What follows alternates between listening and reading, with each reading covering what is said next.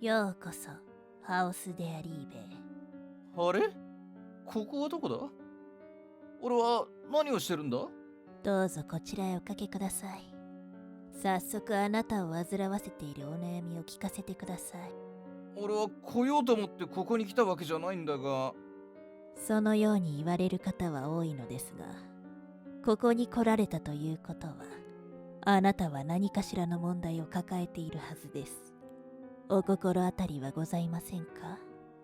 よろしければ私がお話をお聞きします。そうですね。心当たりといえば、直樹は妻と中学2年生の娘の3人家族。妻は直樹に対しても非常に理解があり、影ひなたになり、うまく支えている。娘も両親の愛情を受けて素直に育っている。ただ一つ問題があるとすれば、はい、お世話になっております。はい、私ですが、何かございましたか？動画がうまく動かない。申し訳ございません。早急に対処いたしますので。そうおっしゃらずに、はい、失礼します。直樹はデジタルコンテンツ企業で働いている。しかし重大なミスを起こすこともしばしばで、会社内外での彼への評価は今一つ芳しくない。彼は今日も同僚や部下たちの冷ややかな視線やよそよそしい振る舞いの中で細々とキーを叩き続けるのであった。もはや会社の中には彼の居場所はなかった。会社での自分の状況に悩み、情けない夫や父である自分を責めて徐々に家族と距離を持つようになった。そして今日も遠回りをして一人あてもなく街を歩く。はあ、何もやる気が起こらないや。こんなところに来てしまったけど、ここは家とは反対方向だよな。この通りは初めて来たんじゃないかな。はい、これどうぞ。ありがとう。チラシ？直樹の前に一人の女性が現れ、一枚のチラシを渡した。直樹は思わず立ち止まった。彼女は落ち着いた感じのする清楚な感じの女性。長い髪をなびかせ、興味深そうに直樹を覗き込んだ。お一人ですか？ええ、そうです。私、コンステシスターズというアイドルグループをやってるんですけど、いつも週末にそこのライブ会場で公演をしてるんです。はあ、アイドル。公演ね私たち、今月活動を始めたばっかりなので、お見苦しいところもあるかもしれません。でも、頑張って皆さんの心の居場所になれるようになりたいんです。一生懸命パフォーマンスをします。一度見に来てもらえませんか？え。は私、神山凛香って言います。乙女座担当です。私たちのグループは12星座がモチーフになっていて、メンバーそれぞれが違う星座なんです。12星座の英語名からコンステってグループ名になりました。お名前教えてもらってもいいですか？え、俺の？なお。なおさんですね。今日お会いできて嬉しいです。週末お待ちしております。直樹は戸惑いながら、チラシと凛花のくれた名刺をカバンに入れて自宅へ帰った。そして部屋にこもり、チラシと名刺を改めて見た。神山凛花か。直樹は凛花との今日の出来事について思いを巡らしていた。最初は単なるチラシ配りだと思っていた。けれど、凛花の絶対的な清らかさと真の強そうな姿、直樹に向けられたまっすぐな視線、投げてくれた笑顔と言葉。直樹はそれが自分だけではなく、平等に多くの人に向けられているものだとは分かっていたが、凛花の存在が心の隙間を埋めてくれる、そんな予感がしたのだ。そして週末がやってきた。直樹はドキドキしながらライブを見に来た。会場にコンステシスターズの曲が大音量で響き渡る。そしてステージがライトアップされた瞬間、彼女たちの姿が照らし出され、観客席からは大きな声援が飛んだ。メンバーの名前が熱狂的なファンから呼ばれていく。その中には凛花の名前も聞こえた。凛花。凛花はどこだ？いた。彼女は前列のセンターの隣で踊り歌っていた。まだ初々しさが残っており、やや緊張している様子だが、一生懸命パフォーマンスをしていた。公演後、ファンは皆自分たちが応援しているメンバーのところに並んだ。直樹も凛花の列に並んだ。そしてやっと凛花と話す時が来た。なおさん、見に来てくださったんですね。ありがとうございます。俺の名前を覚えてくれていたんだ。まあ凛花さんのお願いですから。なおさん、今日が初めてなんですよね。そうですね。今までこんな経験はないです。嬉しい。チラシ配りって辛いんです。すぐに捨てられたり、バカにされて笑われたり。でもなおさんはしっかりと私の話を聞いてくださった。なおさんに喜んでもらえるように、心の居場所を作れるように、もっと頑張ります。これ買っていいかな。歌も全然知らないから。ありがとうございます。じゃあ今度は私へのダメ出しくださいね。そんなダメ出しなんて。じゃあまたね、凛花さん。直樹は凛花のアイドルとしての姿勢に驚いた。同時に直樹は凛花を応援したいとも思った。彼女の立ち位置からしてサブリーダー的な働きをしているのだろう。年の割にはしっかりとした考え方もできるし、自分に厳しい。きっと将来彼女こそ活躍している存在であるに違いないと思った。そしてまた直樹は凛花に会うため会場に来ていた。なおさん、9月の私の生誕祭お祝いしてくださってありがとうございます。企画委員会会長もしてくださり、最後に流した動画の編集までしていただいたんですって。そういう仕事をしているからね。だからクオリティが高かったんですね。私あれ見て嬉しくて泣いちゃった。ところでなおさんにお願いがあるんですが。何かな。今度センターをかけた人気投票があって、選ばれればテレビの音楽番組にも出れるんです。私小さい頃からずっと憧れていたの。やっとそこに手が届きそうだから応援していただけませんか。チャンスじゃないか。凛花ちゃんの夢が叶うのか。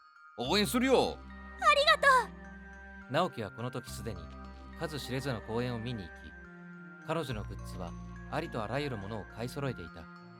妻はそんな直樹の変化を感じ取り、家庭内では暗雲が立ち込め始めていた。なのに彼は今回の人気投票で彼女をトップにすべくさらにのめり込んでいったのだ。それで彼女はどうなったのですか。1位に選ばれたんです。 1位になったのに喜べなかったんですね。初めは頑張る姿を見て励まされたし、応援をしながら彼女を育てているような感覚でした。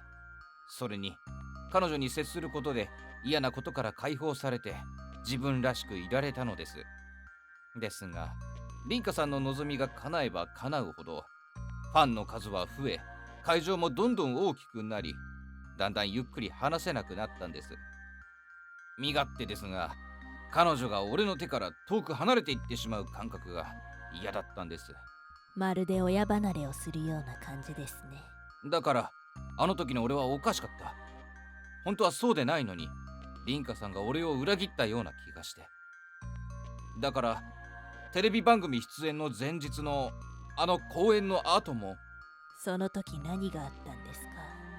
俺は凛花さんの気持ちを確かめたくて、いつもの公演が終わった後、俺はライブ会場から少し離れたところで彼女の帰りを待っていたんです。そして彼女が来た時に、凛花ちゃん、俺はずっと凛花ちゃんのことを応援してきた。だけどなんか最近の凛花ちゃんのことわからないんだ。本当にありがとう。わからないって。私はずっと変わらないよ。昔と変わったよ。最初は凛花ちゃんのいる会場が本当に俺の居場所だった。でももう今の凛花ちゃんは。ごめんなさい。私なおさんの居場所を作ってあげられていなかったのね。なおさんは私に尽くしてくれたのに。泣くなよ。凛花ちゃんがどんどん遠いところに行ってしまうと思って凛花ちゃんを応援したいのに。激高した直樹はつい凛花の腕を掴んでしまった。その瞬間にライブ会場から出てきた他のメンバーがそれを目撃して大声で叫んだ。グループの関係者がそこに集まってきて、直樹は通報されそうになった。しかし、やめてください。通報されたらグループはもう活動できなくなります。明日念願だったテレビにやっと出られるというのに。だからお願いします。 Haus der Liebe。 結局俺はリンカさんのおかげで警察に連れて行かれることはなかったのですが、もう二度と公園に行くことができなくなりました。そして彼女はその時のショックでもうステージに立てなくなりました。ファンやメンバーはリンカのテレビ出演という晴れ舞台を楽しみにしていた。しかし彼女の欠席がその番組で知らされ、一体何があったのか SNS でもいろいろな憶測が飛んだ。ほどなくして運営はリンカの活動休止と活動拠点の会場の移転を発表した。どんなに運営が口を閉ざしても、メンバーがこっそりと真相をばらしたり、街で偶然事件を目撃した人の証言や動画が広まったことで、その原因が直樹だとファンの間で広がった。一気に直樹へのバッシングが激しくなり、とうとう職場にも非難の電話が鳴るようになった。俺も今日会社をクビになりました。俺は何もかも失ってしまいました。お金も仕事も、そして何より一番大事な家族を。本当に俺はバカなことをしてしまった。直樹がアイドルにお金をつぎ込み、家族との時間を放棄して生活費もろくに入れなかったため、すでに家庭は崩壊していた。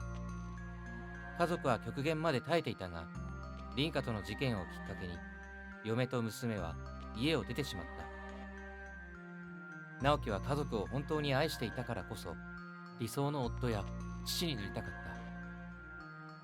た。だがそうなれない自分に絶望し、自分の心と、そして家族と向き合うことができなくなり、その反動でアイドルという偶像に走ってしまったのだ。そうだったのですね。ではこれからあなたはどうしたいのでしょうか。俺は何よりこんなダメな人間でもずっと支えて俺を愛してくれた家族を取り戻したい。どうかそして原因を作った俺がこんなことを言うのおかしいかもしれませんが、ほんのひとときでも心の居場所をくれたリンカさんに迷惑をかけてしまったことを心から謝罪したい。そして彼女にはできればちゃんと夢を叶えてほしい。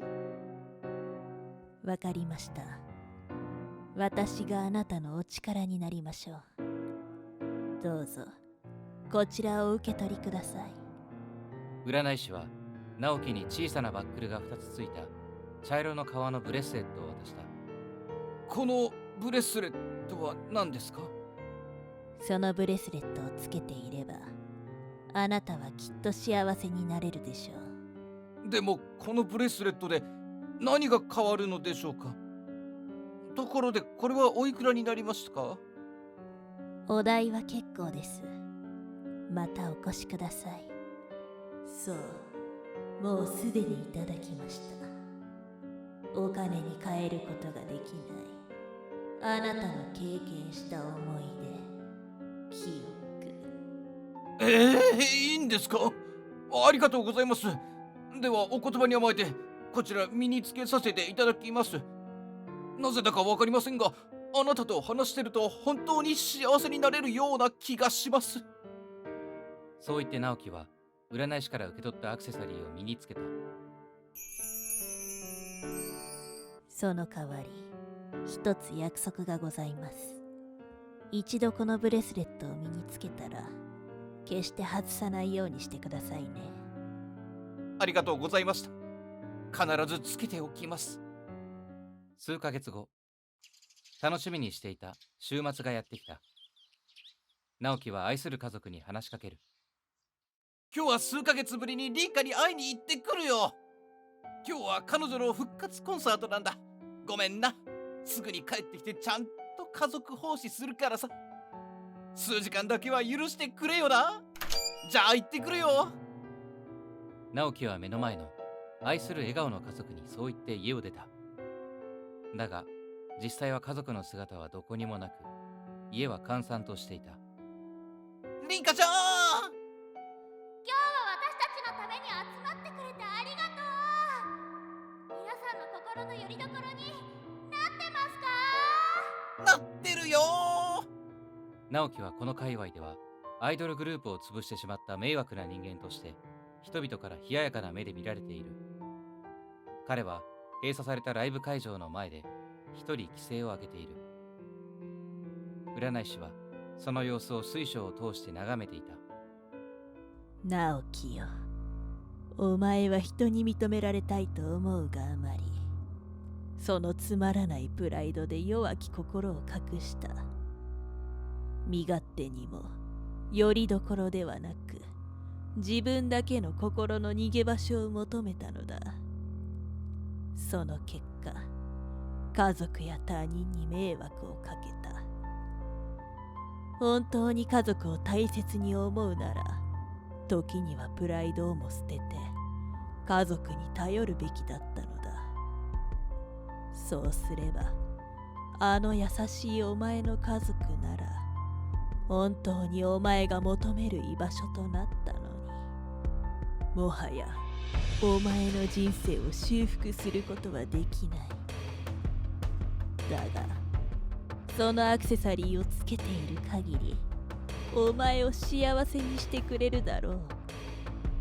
家族という名の無限の中で